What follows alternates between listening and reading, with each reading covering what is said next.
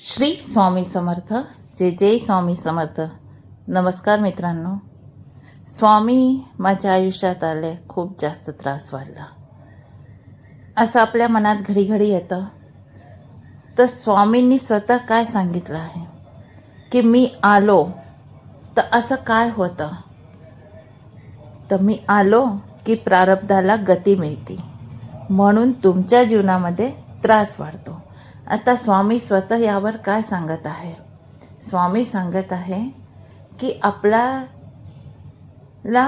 इतकं छान समजवलं आहे की स्वामी म्हणतात तुमच्या आयुष्याचा प्रवास हा संचित म्हणजे आपली जी साठवलेली कर्म आणि प्रारब्ध या जन्मात भोगावी लागणारी कर्मे यावरती अवलंबून असतो.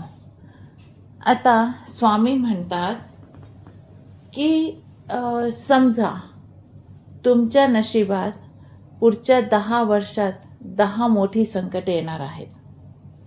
जेव्हा तुम्ही स्वामींच्या शरणी जाता, म्हणजे जसं तुम्ही एखादा मठमध्ये गेला आणि स्वामींची दृष्टी तुमच्यावर पडली आणि ती दृष्टी पडल्यानंतर तुमच्या जीवनात जर अडथळे वाढले तर आपण काय करतो, त्यावेळेस स्वामी सेवा बंद करून देतो की आता स्वामी सेवा मला नाही करायची. स्वामी माझ्या जीवनात आले आणि माझ्या जीवनात त्रास वाढला.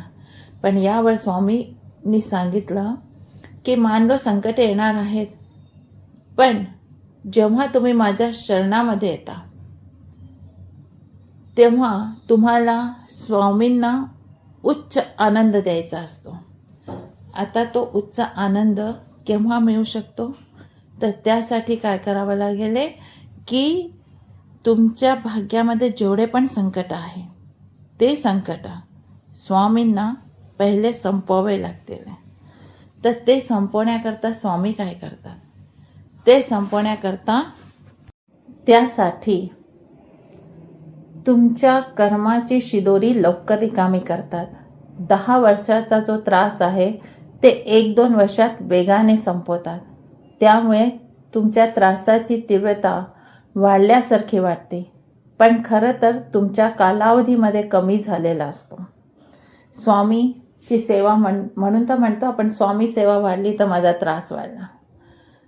स्वामी जेव्हा आपल्या आयुष्यात येतात तेव्हा जे आपले जुने कर्म आहे, जे प्रारब्ध आहे, त्यांना ते साफ करणं सुरू करून देतात. आणि जेव्हा ते साफ करतात ते साफ करण्यामध्ये स्वामी आपल्या प्रारब्धाला गती देतात.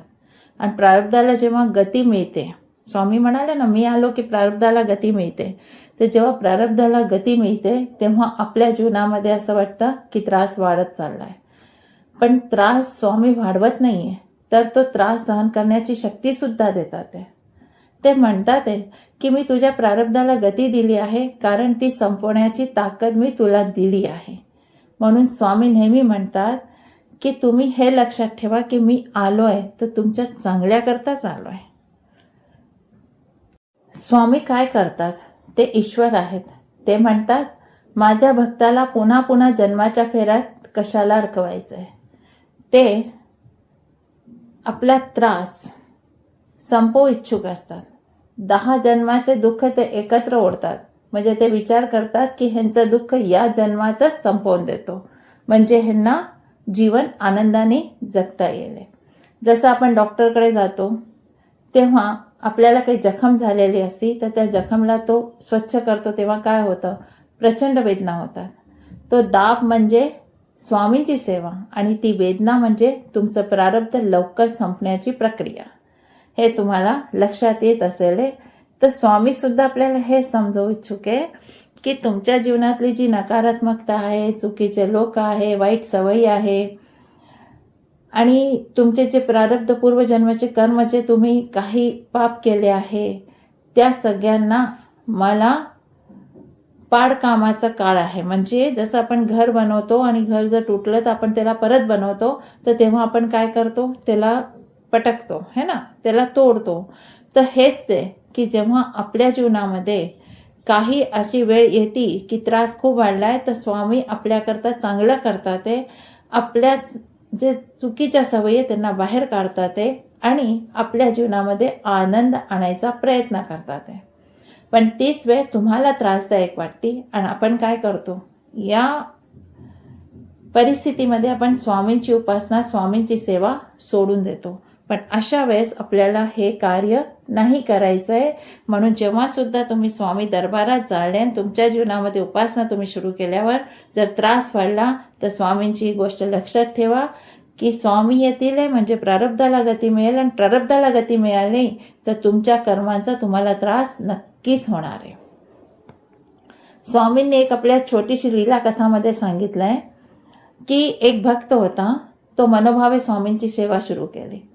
पण जसंच त्यांनी सेवा सुरू केली तर त्याच्या जीवनामध्ये घरात भांडणं झाले, तर कुठे धंदा गेला, तर कुठे आजार आला. म्हणजे जे काही संकट यायचे होते प्रारब्धामुळे, पूर्वजन्माच्या कर्मांमुळे, ते त्याच्या जीवनात सुरू होऊन गेले. तो स्वामींसमोर बसून रडणं त्यांनी सुरू करून दिलं की जेव्हापासून मी तुमची सेवा केली आहे, समजा मी भिकारीच झालो आहे आणि माझं शरीरसुद्धा साथ देत नाही आहे. लोक आता माझ्यावर हसायला लागले की अजून स्वामी सेवा कर, अजून कर, असं मला हसतात आहे. स्वामींना तेव्हा खूप जोराचा राग आला.